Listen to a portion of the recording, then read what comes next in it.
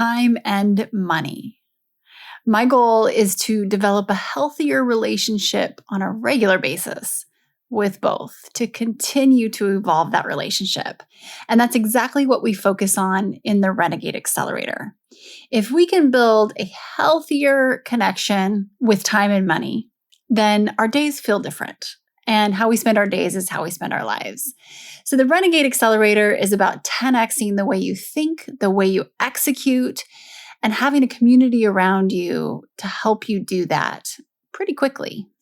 The program is equal parts education, collaboration, and accountability. We are renegades. We get things done. This program is for female leaders, executives, entrepreneurs who are ready to drastically increase their impact and income. The curriculum is mapped out at renegadeaccelerator.com. If you are in a season of expansion or ready for one, ready to level up, just head to renegadeaccelerator.com and you can watch the video on the homepage where graduates share their experience, their tangible results, and you can sign up for our emails if you'd like, because we will guide you through the process in determining if this is a good fit for you. Our summer program begins soon. We will be closing enrollment before you know it, and we do have a few spots left. So head to renegadeaccelerator.com and apply if you're interested.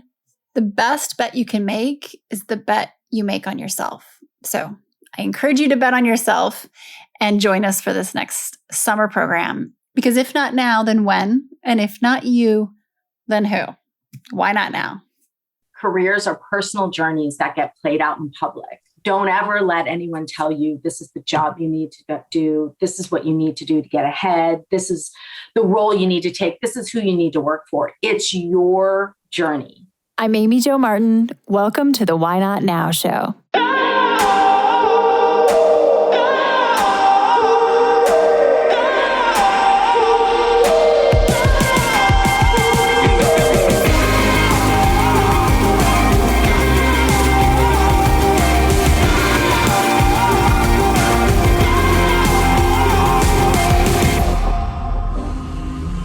You know that thing you've been thinking about doing? Yeah, that one. Why not now? Have you ever actually taken the time to ask yourself, what's stopping me? Let's talk it through. This is your chance to give that idea the attention it deserves and take action. Each episode, I have a chat with a fascinating person, from entrepreneurs to athletes, celebrities, my parents, rocket scientists, and all walks of life. We talk through a critical time when they've asked themselves, why not now? We dissect that day or even that moment, step by step. Just let go.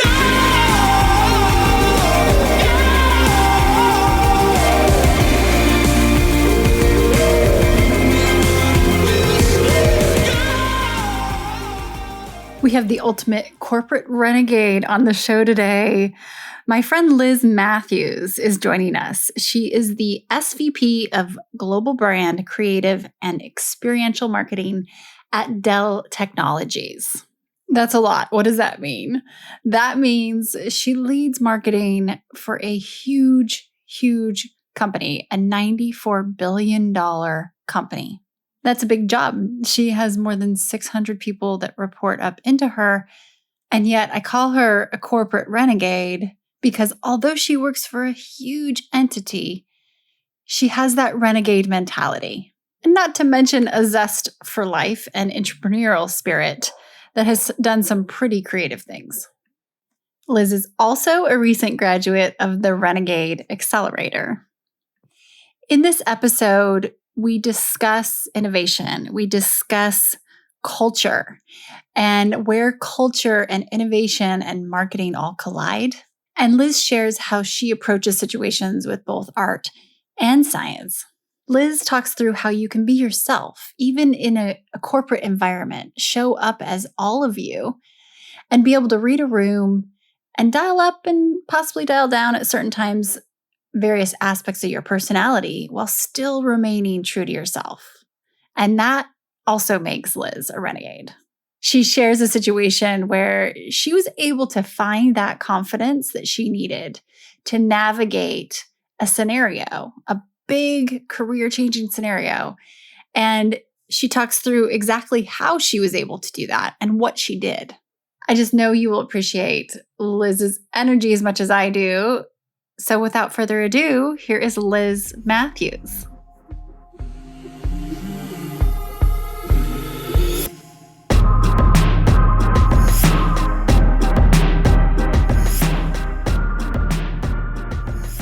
Liz, my friend, I'm so excited to have you on the show today. And let's start where we typically do in the spirit of why not now.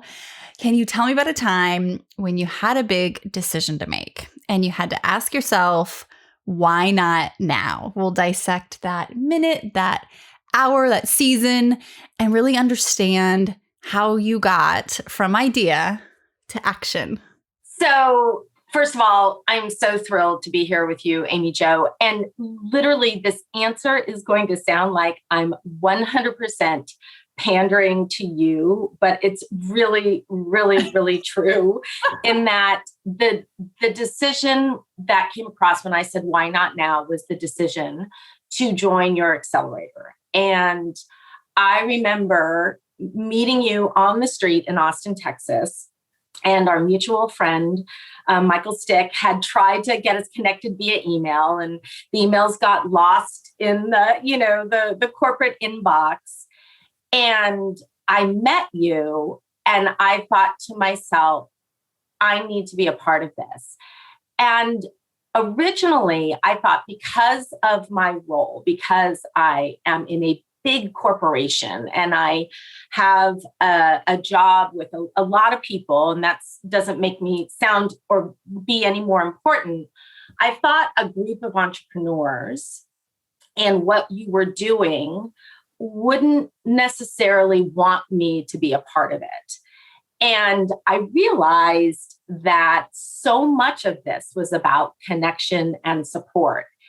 And I believe many, many times senior executives, I have this philosophy, like the higher you go, the actually less learning you invest in, because there's an expectation that you know what you're doing. And I had been talking about really reinvesting and learning for a long time, for probably 5 years. And I spent the last 5 years, especially spending so much time doing my job and with my family. And I talked and I never took action. And I think running into you that day on the street, like something clicked. And I literally said, why not now? Go be a part of this. Meet new people, refuel, and open up your aperture to the world. And it will only make you a better human being, a better leader, and more joyous overall. And honestly, that's exactly what happened. Wow. I wasn't expecting that. So thank you. You know, it's funny because I was actually going to follow up and ask you a question about how you do invest in yourself, but let's bookmark that in other ways as well. What I think is so interesting about your answer, if we kind of double click here, is like you said, I need to be a part of this. And then you mentioned the connection and support. And I really have to, well, first of all, thank you to Michael Stick, because I'm sure his, introduction and just, we both really respect him, and that speaks volumes and holds a lot of weight. So back to the whole connection and community. I love how you were willing to innovate your approach in surrounding yourself with others who may not be on the same track, but are looking for the same thing.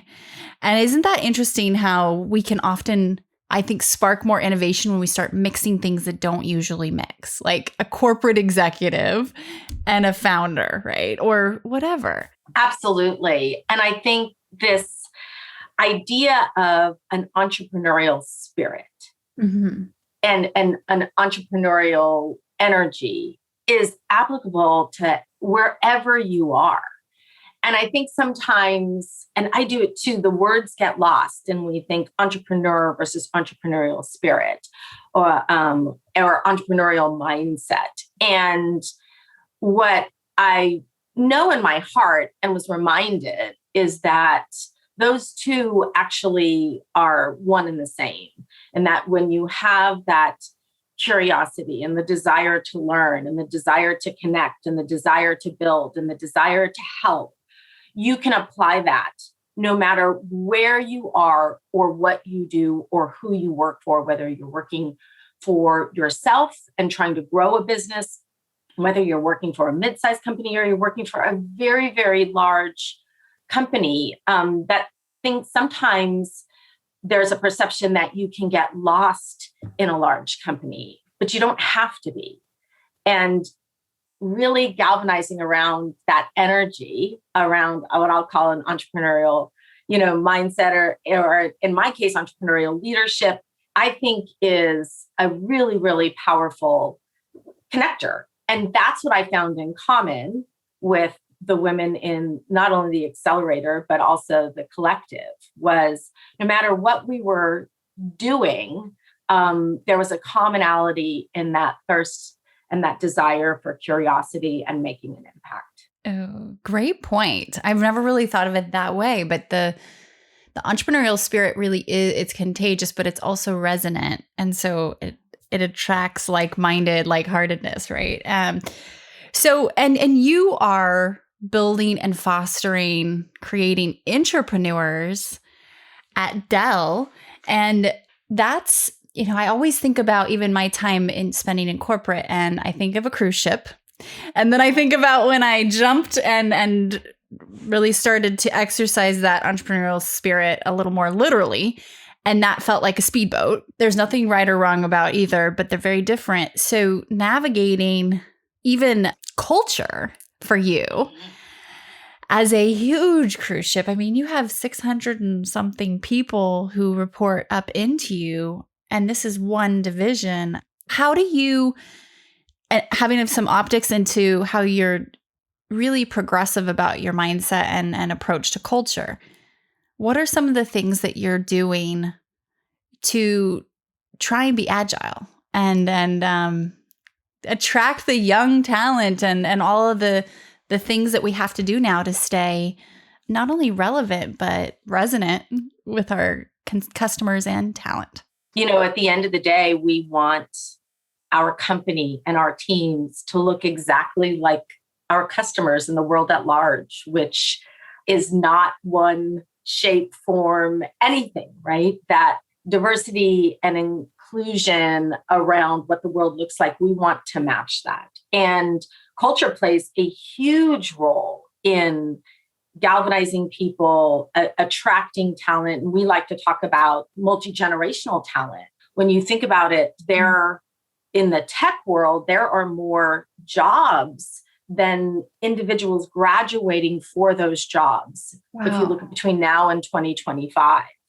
And so we need to open up our aperture on how we connect with people. And that culture, especially given this last year and a half, around creating a culture of connection, even though we may not be sitting next to each other, has become hugely important. And honestly, Amy Jo, it is about showing your true and authentic self. And for some corporate executives, that's really new. Yeah. Sharing stories about who you are, sharing how you feel. The other day, actually, I had a meeting with my directs.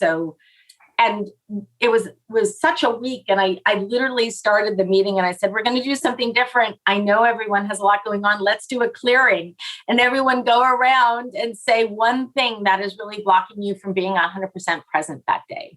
And it was amazing who went first. It was amazing what people said.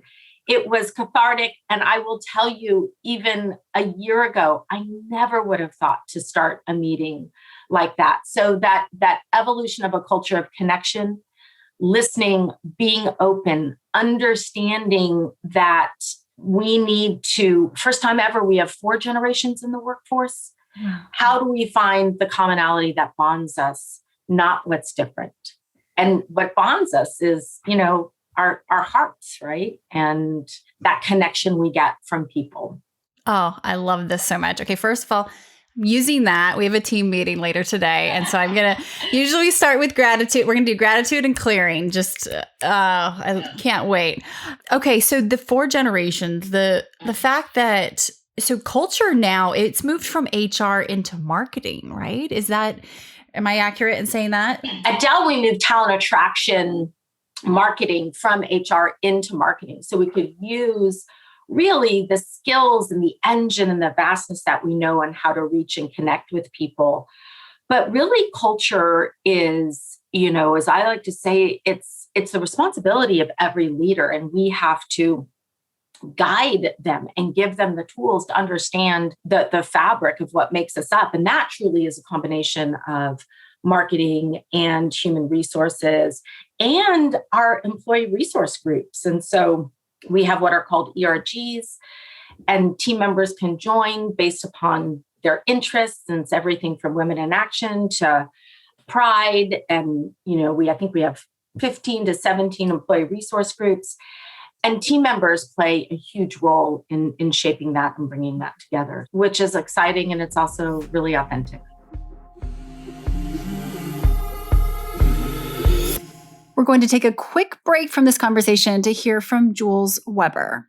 She's an entrepreneur and a graduate from the Renegade Accelerator, and she's going to share her takeaways from going through the program, including her experience and her results. Hi, I'm Jules Weber, a women's life and intimacy coach, and I joined the Renegade Accelerator because I was ready to go all in on my business, on the concept that I had believed in for so long. And I knew that I needed incredible support and guidance. I was at a point where I knew that I could not do it alone. And that was what really stood out to me about the Renegade Accelerator, was the element of community. There were so many incredible women also working on incredible ideas, and that was expansive for me, not to mention the incredible experience that Amy Jo Martin brought to the accelerator. She taught us so many of those insider business type secrets that you would not learn any other way without the specialized mentorship of somebody that has really been there. And she definitely has. Her guidance is so priceless. And the dynamic of women really pulling for each other, being there for each other, bouncing ideas off of each other, challenging one another, was unlike anything that I had ever seen or had the opportunity to be a part of. My biggest win from the Renegade Accelerator externally was the incredible revenue jumps that I saw in my business. When I joined the accelerator, I started from scratch, and I had hoped, but wasn't really sure if I could do it. I wanted to make 6 figures that first year, and I made into the multiple 6 figures that first year, doing exactly the work that I loved.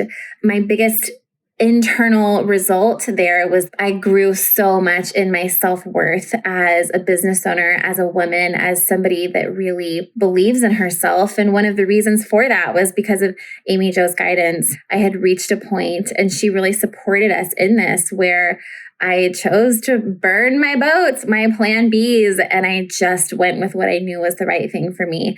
And because I had the right support, along with that, I was really able to grow and expand and evolve, and to see myself as the business owner and the visionary that I knew inside that I could be, but that I hadn't yet seen on the outside.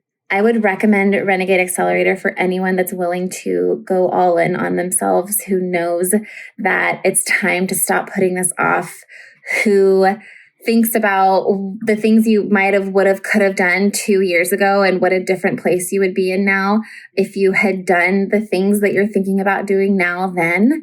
Anyone that doesn't want to be in the same place they're in right now in 5 years, if you just want to be catapulted into the dreams that you're holding so closely to your chest right now, and have the support that you need to get there, I would recommend Renegade Accelerator for anyone looking for that key support that you've been missing this whole time.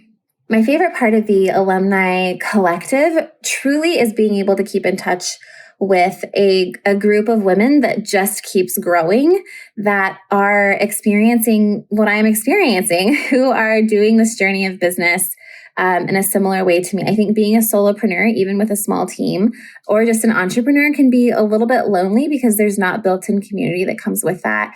The Renegade Accelerator is that community that we all kind of wish we had. The education sessions in the Alumni Collective are completely invaluable. They re-inspire me on days that I just need a little bit of encouragement and inspiration.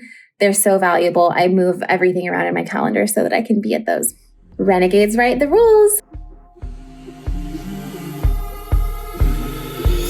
I think about you've got this big job, this big career, lots of responsibility. Did you imagine yourself here? What did you want to be when you grew up, per se? Well, when I was very young, I wanted to be a veterinarian because I loved animals. And then I went through a period where I really thought I was going to be a soap opera actress. Okay. I know. You have a specific soap that you wanted to. I did watch Days of Our Lives quite extensively. And oddly enough, I still can turn it on and see some of the actors that I watched. Marlena and yeah. I'm like, they're still there. But I did know when I got into working, and I remember being in college, and I took my favorite class was a organizational development class. It was actually organizational communications. I was a communications major. And the professor held the class at 7:30 in the morning and at 4:30 in the afternoon for we were on the quarter system, 2 quarters. And we all complained. And he said, guess what? That's when business happens. You'll have 7:30 meetings and you'll have 4:30 meetings. And we want you to dress for this class. So we couldn't come in normal college wear, which was a while ago, back in the 80s when I was in college. And we actually had to dress up. Again, not today's expectations, but certainly expectations back then that you dressed for work. And I remember thinking, we all rolled our eyes, but we did it. And we learned, and I loved it. And so I would say very, very early on in my career, I was connected to this idea that there could be this large organism, and with the right energy, right, and showing up at times that, may be difficult, you could actually make an impact. And I remember early in my career, I wanted to actually do training because I found that I remember being very clear. It was funny. I was like, I want to train engineers to do public speaking. That's what I said when I was asked in college, what do you want to do? I was like, I want to train engineers to do public speaking because I think if they love their engineering and they can code and they can create and they can do these things. But if they could present a little stronger, maybe it would be a more holistic kind of employee. So I definitely, when I look back, and I don't often talk about it, but when I look back, I was drawn to it very early. So I'm not surprised where I am. And I've done HR in my career. I did do training and development. I loved it. I did sales. But when I landed in marketing many years ago, I really said, this is what I want to do. But if you really look at everything I've done in my career, there's one common, denominator, and that is the love for human behavior. So whether it was sales or marketing or HR or training or any type of marketing, and what I do now, running a brand, which really I always look at as like the soul of the company. It's all about kind of human behavior and human connection. That is fascinating that you had that clarity that early on, and how specific. I want to train engineers, public speak, which are two things that usually don't, again, go together. But you were looking for this evolution and this innovation already. Really interesting. So if you look back at your career and you've navigated a lot of different seasons in marketing and trends and I'm sure just dynamics, given the organizations that you've worked for and within. Is there a time that stands out to you that just seems like that was like the ultimate time of adversity that you had to navigate? Or do you remember a time when you really leveraged adversity into an asset? I think there are a couple of times, but probably one of the more challenging times in my career was when I was actually leading the work stream for Dell when we were in the midst of doing a pretty big acquisition. We were acquiring EMC and its family of companies. I think to date, it is still the single largest tech acquisition on record. It was a $67 billion acquisition. Wow. And the integration and the process that we went through as a company to culturally blend and also bring the companies together and then have it be successful is actually being written about. And there's been a Harvard business case. I know Michael went and talked about it because there were so many things that we learned from how not to do it, and to do it right. And I mean, that could be a whole another conversation. Oh my gosh, I want to read that. But for me, that was a real challenge in that I felt at times, and this was 6 years ago, I necessarily wasn't senior enough to have a seat at the big table to drive this. And I was asked to be there. And so it wasn't like I pushed my way in. This was I was tapped and said, Liz, we want you to lead this. And it was challenging. The interesting thing about, marketing today, especially, is it is the combination of art and science. Mm-hmm. And I think marketers in some cases want to use science more than art. And I always remind them it's both, right? Mm-hmm. I'm paying you for your judgment also. But data is hugely important. Science is hugely important. But I underestimated the emotionality of a change this big in some cases. I could bring data. And in some cases, the data was refuted, and which is always an interesting conversation. I remember it so vividly because there were some really, really interesting, difficult, challenging conversations that I had never faced in my career. And much like you talked about kind of putting your hands on the table and having your red nails and looking down, and it was a little the same for me in that I said, I'm not going to be intimidated. I'm not taking this personally. I actually know what is right and how to do this. And a little bit of all right, big meeting, put my hair up, put my hands on the table, and smiled and did not waver. And I don't know if it's as much as a true adversity, but really leaning into a situation where personally I didn't have a lot of confidence. Mm-hmm. But I got the confidence quickly because I knew what I was doing was important for the future of the company. So, and interesting. I just got chills. Oh, you're sweet. And it was one of the reasons I'm still here today. And I had, huge supporters coming out of that process, and having advocates and supporters in anything you do is hugely important. I've been thinking a lot about this conversation, and I really look to you, Liz, as like a corporate renegade. You're able to bring all of you to the table when it comes to zest and your kind of zaniness, but also this presence that's kind of demanded at those tables as well, right? That not only confidence, but just I don't know even know how to put it into words, but you've got both of these sides. For some of the listeners right now who are maybe struggling with bringing both at the same time, do you have any advice for them? Any tips, any tools? Yeah, the greatest piece of learning that I received in growing in my career was to think of yourself as a dial. And I remember at times in my career, I would say, I'm not sure I fit in here, right? Because I have this highly connected, extrovert, exuberant side. And the learning I had was, Liz, look at yourself like a dial, right? There's Liz on 2, Liz at 5, Liz at 10. And you can actually never, ever change who you are. But when you walk into a room, know your audience, and look, you're in marketing, you should be able to assess your audience pretty quickly. This is your job.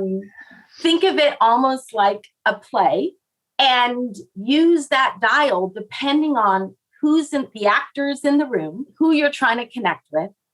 So dial up parts of Liz, dial down parts of Liz, dial other parts of Liz up. And what I found so it hit me perfectly at that time, because it goes back to what I always thought I wanted to do, which was to be opera actress. You're acting. Exactly. So the second I looked at it as this is a stage, and you don't ever have to be who you're not, but know how to dial up and down aspects of what you know and how to connect with people, and you'll break through. And that is exactly what happened. So when I'm in a room with creatives, I am my creative self, and I am much more unfiltered, and I laugh really loud. And if I'm in a room of data scientists, I still laugh really loud, but I'm going to focus on the data, the language, the outcomes, because I know that's part of me also. And once, I'm telling you, Amy Jo, once I learned that, it was never about not bringing my whole self. It was knowing how to show up. Oh, that's so good. That's so good. Yeah, it's something that I've thought a lot about. When people say you can be a chameleon, and I've always felt that, I can really adjust and then there are times where I've said to myself, oh, does that mean I'm not being true to myself and changing my colors? Literally, chameleons change their colors. And I'm like, oh gosh, am I all over the board? But I love this so much better because you're not changing anything. You're dialing, you might be changing the degree, the intensity, the volume, the dynamic a little bit, but that dial's the same. And it resonates so much more than the chameleon thing. And know how to connect with people. I mean, what an amazing trait to be able to control that dial, and adjust it and have the desire to, because I think that's not always a given, where people just can't move it from a 7 to a 2 if they need to. But, so good. Thanks. So good. What's one thing you find yourself learning over and over? Oh, goodness. Oh, that's a tough one. What do I find myself learning over and over? That ego gets in the way of decision making.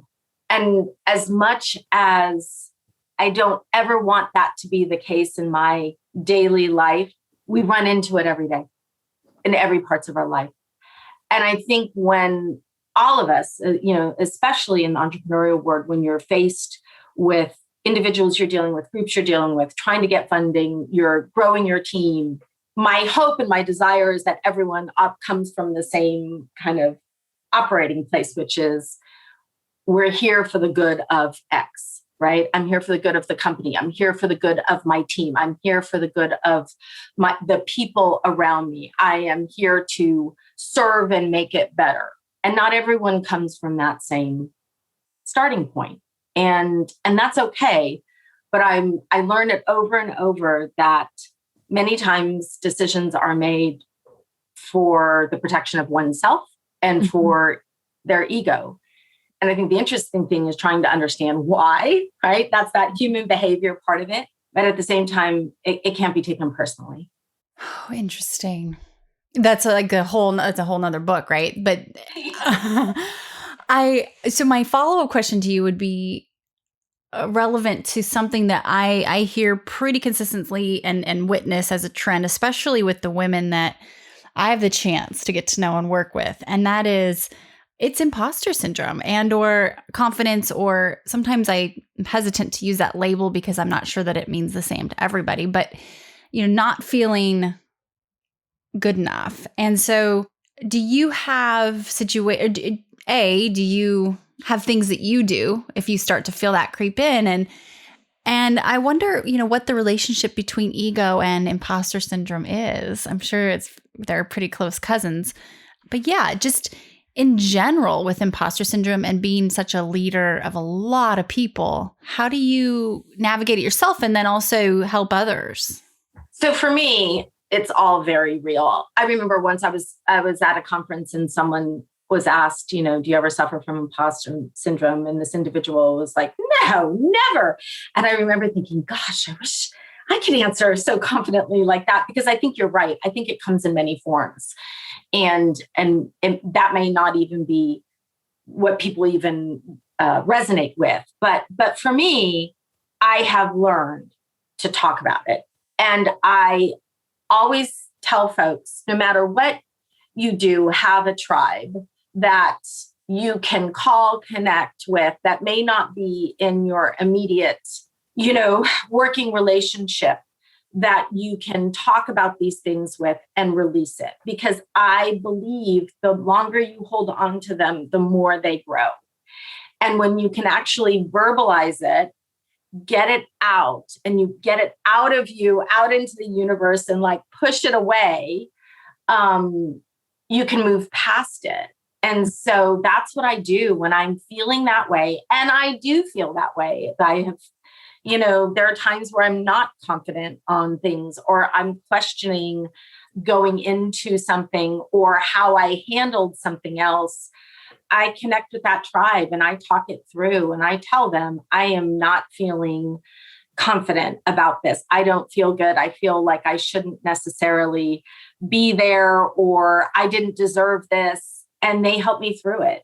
And then you release it and you go. And I do think imposter syndrome and ego and all these things, and I am no psychologist. Maybe I should have been. Maybe that'll be my next career. I don't know after this.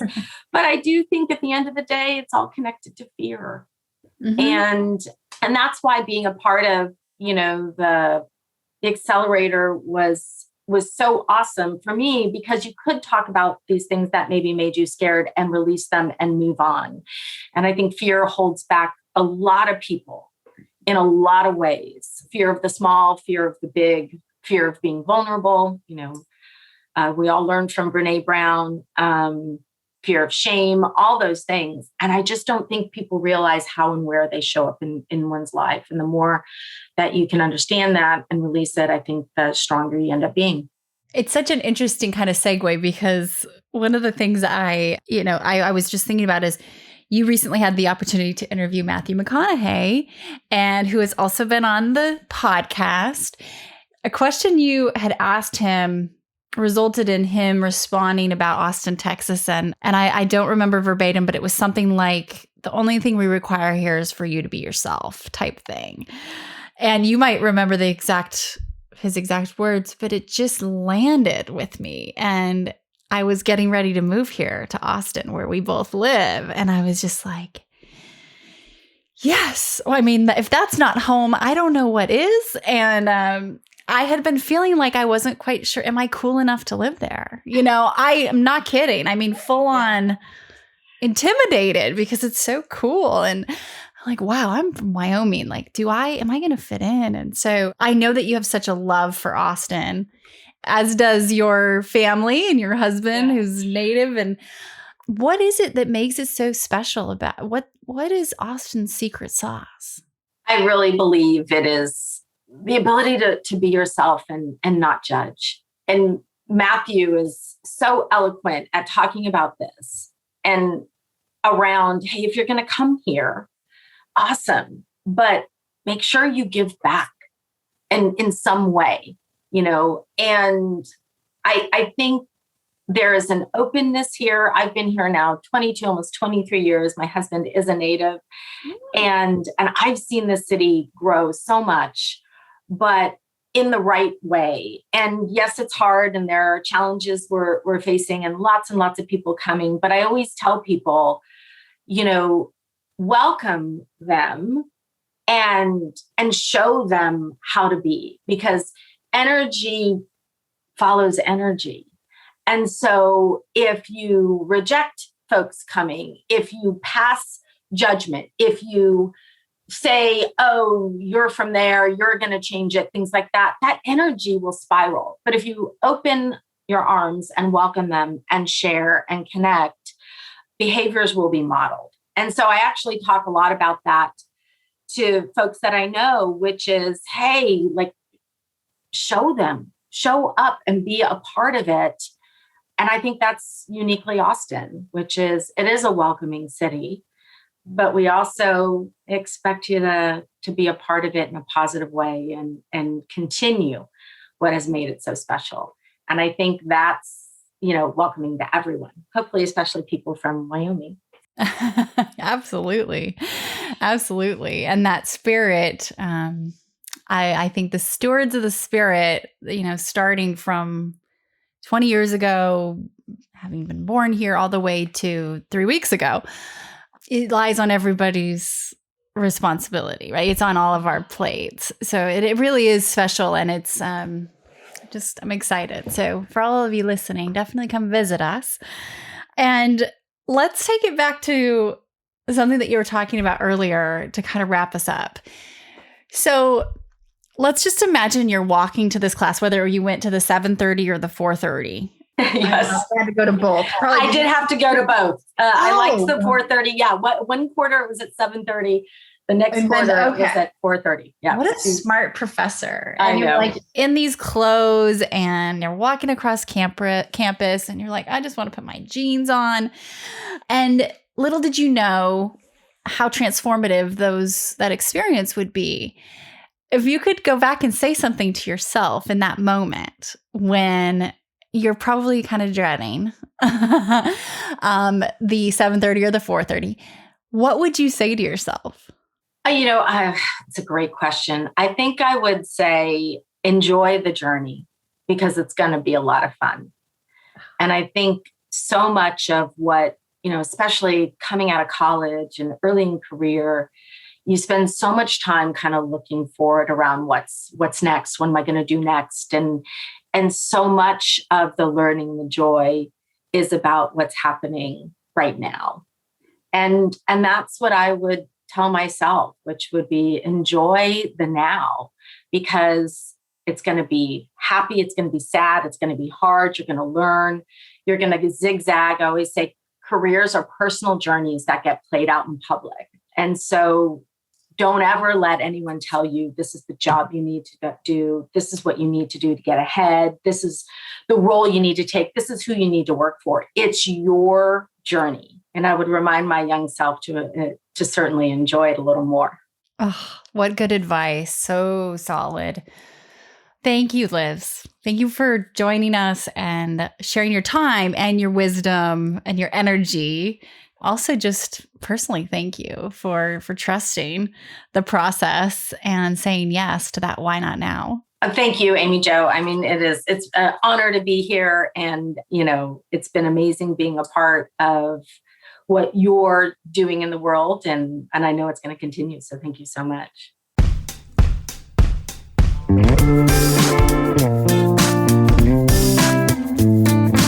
Hey everyone, thanks for listening to the show. Hit me up on social media to let me know what you think. I'm at Amy Jo Martin on Twitter, Facebook, Instagram, and LinkedIn. And I want to hear your why not now moments so I can share them on the show. Just send me a note to whynotnow@amyjomartin.com. For show notes and other offers, you can visit amyjomartin.com/whynotnow. And while you're there, don't forget to sign up for my email newsletter for exclusive content and announcements. A big thanks to Rock Salt Music for all of the tunes by the talented John Coggins. And of course, a hat tip to Richard Brewer for editing and producing the show. I'll see you next time. And until then, why not now?